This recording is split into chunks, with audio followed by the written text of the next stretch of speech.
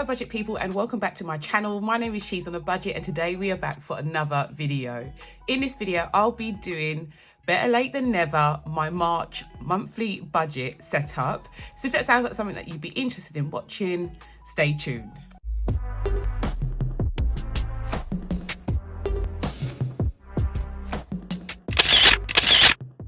Hey guys, so welcome back to the channel. I do hope you are all well. If you are a returning subscriber, thank you so much for clicking on yet another video. And if you're new to the channel, my name is She's on a Budget and over on my channel I discuss all things budgeting related. So if that sounds like something that you'd be interested in watching, please do not forget to hit that subscribe button and that notification bell so you are kept up to date with all of my future videos. Guys, we are back for another monthly budget setup. And I know I'm 10 days late, I know, but I had to question myself and think, is it too late to write a budget? And my answer to that is definitely not. So if you are like me, do not delay it any further, guys. Go and get a pen, go and get your She's on a budget planner. And if you haven't got one of those, get a pad of paper and come and budget with me.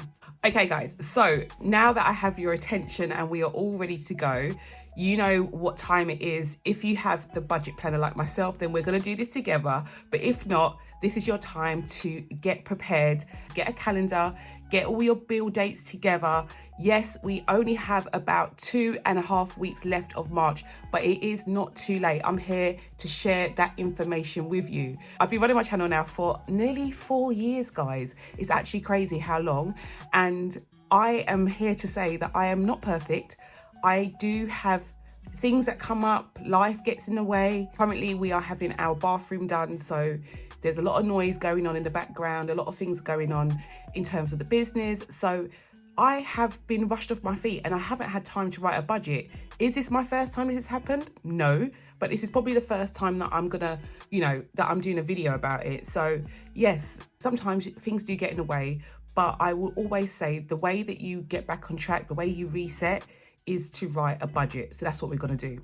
Okay, so first thing I'm going to do is get into the time lapse, lay down all my stickers, and then I'll be back.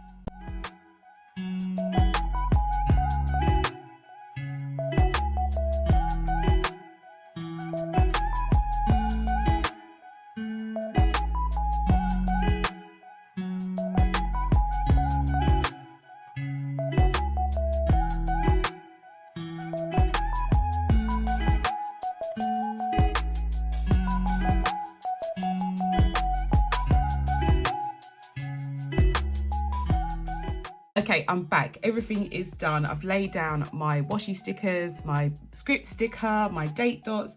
Everything is good to go. Hope you're keeping up with me, guys. So as I said, if you have the budget planner, you've laid down your stickers already. If you haven't got the budget planner, then you have got a calendar next to you now. You've got all of your bill dates ready to go so you can put them in to your calendar. That's where we should be. Right, next thing I'm going to do though, I'm going to lay down the stickers for the special days of the month. To be fair, I haven't even looked in my diary, guys. So this is a bit of a wing in it. March, what happens in March? Let me check with Alexa. Alexa, what special dates do we have in March? Special days in March include International Women's Day, the Ides of March, Street. Okay, so she said International Women's Day, guys, which was yesterday. I don't know how I actually forgot that. So we're going to put that down. I think she said the 9th of March. If it's wrong, we'll just move it, yeah? But International Women's Day is going to go here, okay? I'm not doing anything else. If you want to write down another day, that's up to you, but that's it. As usual, take a screenshot. For those of you in America, have I missed any? Let me know and I'll add them after I finish filming. Next thing we're going to do now, we are going to lay down our bill due stickers. So as I said, if you have a calendar, guys, this is where you're going to fill in your calendar and put down when each of your bills are due. So if it's electric, then you go to the date, write down electric and write down how much you need to pay on that specific date, okay? It doesn't matter that we are 10 days into the month. We are starting from now. So any bills that were due between the 1st and the 10th, we're going to ignore them. I know you're thinking, what is she doing? But we are starting afresh. So we're starting from where we are. We're not going to go back. If you've paid those bills, brilliant. If you haven't, you will have to sort out some kind of arrangement to catch up with those bills. But we are only laying down on the calendar now things that are due now. Does that make sense? Okay, right, so council tax we are going to put down for me is on the 15th. I don't know when it's due for you, let me know. But I'm putting down my council tax here. So I've got 5 days until that is due to be paid. Rent is due on the 26th of each month for me. It is a Sunday, so I'm going to put it down as the Monday. So I'm going to put mine here, put it in the middle. Come on, sticker.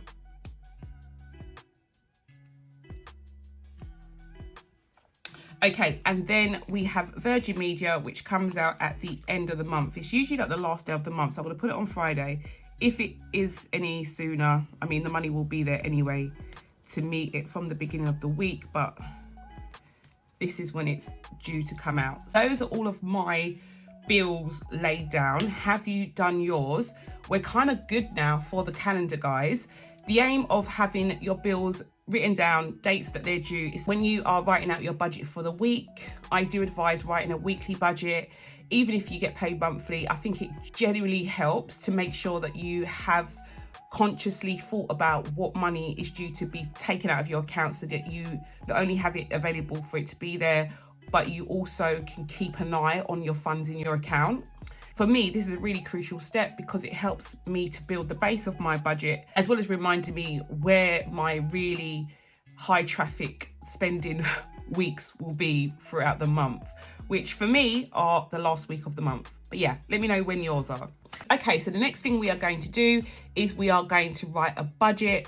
Literally pause here if you haven't got to this step yet, guys. So what our budget will entail will be all of our bills that are due between now and our next pay period. So if you get paid monthly, then you need to write down all of your bills that are due between now and your next pay period. If you're a weekly budgeter, then this is a step that you don't necessarily need to do, but I am a weekly budgeter, so I still do this step. I still write a monthly budget, even though I get paid weekly. So this is just, as I said, for me to have a quick glance. I know where my high traffic spending weeks are. I can arrange money to be in my account accordingly. So that is why I do a monthly budget. So now that you've written down all of your expenses, we're going to start with the fixed expenses first of all. My fixed expenses are expenses that I know I'm going to pay this amount for this particular expense no matter what. Unless the Lord blesses me in some way, I'm highly likely to be paying rent this month. So these bills will rarely change. So I keep them separate from my variable expenses, which can vary, which can change. So these are kind of like the grassroots of my budget, because no matter what, we are going to be putting money towards these expenses.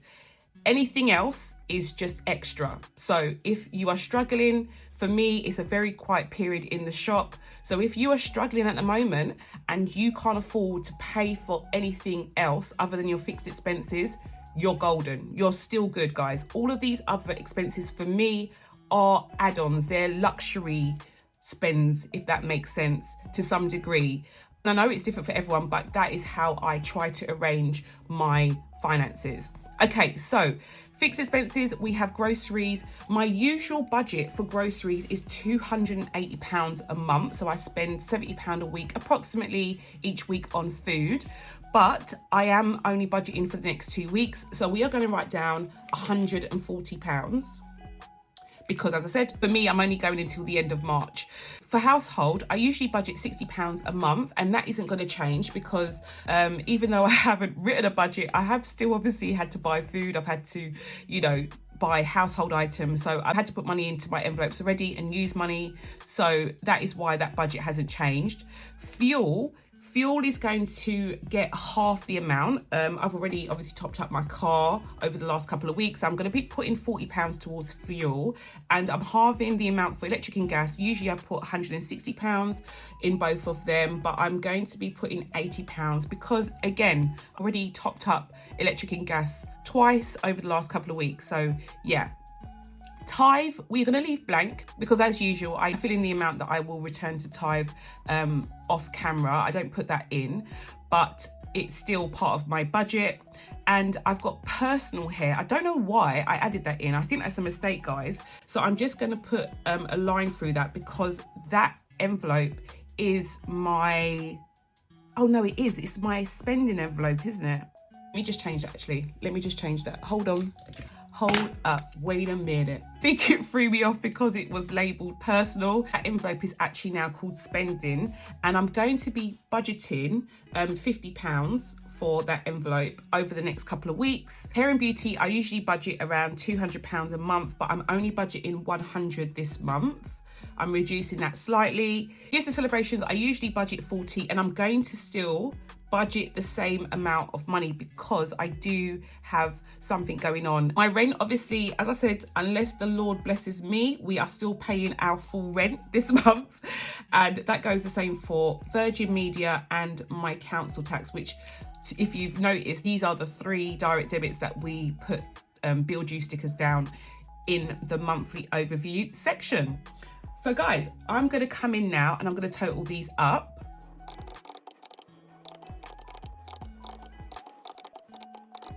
Okay, so our total comes to £1,800.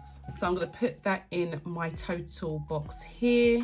In the amount left box, guys, if you've already laid down your monthly income, you can now subtract the amount that these bills come to, and you can put in here what amount you now have left. Moving on to my variable expenses. Although these are my variable expenses, guys, I am still going to budget the same amount that I usually would, because even though we are writing this monthly budget halfway through the month, I still have an obligation, especially to some of the timed ones like my children's birthdays, to keep the same amount going into these envelopes each month. So I'm still going to be putting in £20 in total for the children's envelopes this month. In terms of my clothes envelope, we're going to reduce that slightly down to £100 for the month. Back to school is going to get the same, which is £20. No, it isn't. It's £40. I'm sorry, guys. So that's done. My book challenge, I mean, let's just call a spade a spade. This book challenge is seriously a massive challenge for me. Oh Lord, I don't even know what to say. I don't like giving up, and I'm not going to give up, but I feel redundant saying the same thing over and over again. And guys, you need to really help me. Give me tips, cues. How do you make time to read more? Please help me out. Monetary incentive is clearly not working. Please help me. How do you make time to read more books? Okay. Penny challenge is next. My penny challenge, I'm going to be adding the same. So that's about £120. It's probably going to be a lot less than that, guys, because although I am doing the challenge in reverse, we are now over like the big numbers. So we're going down into like the 2s, I think now. So it is going to be less than that, maybe about £20 a week rather than the 30, but we'll see. Car refund is going to be getting the same, which is £40. Like, that envelope has been hammered over the last several weeks, guys, so we need to keep putting that money in there to get it back up to a realistic standard. I have a busy month in March, I think, or is it May? March, I think my MOT is due, and so is a service due. So if I don't get this car refund up to scratch, we are going to have to use money out of my emergency fund, which I don't want to do. So we're going to try and get this money into this envelope. Home e-fund is going to be getting £100. I've reduced that one slightly as well. And then my car insurance is going to get the same, which is £60. So in total, we are going to be putting £520 to our variable expenses. Moving on to my last box, which is my savings. And if I were to rank these boxes, guys, this would be obviously number 1, this would be number 2, and this would be number 3. So if things are tight, this will definitely be the box that I'm probably not going to put much money to, if any, maybe at all. So in terms of my emergency fund, I'm still going to put money to that. I said to you in a previous video, my emergency fund is something that I need to consciously still do.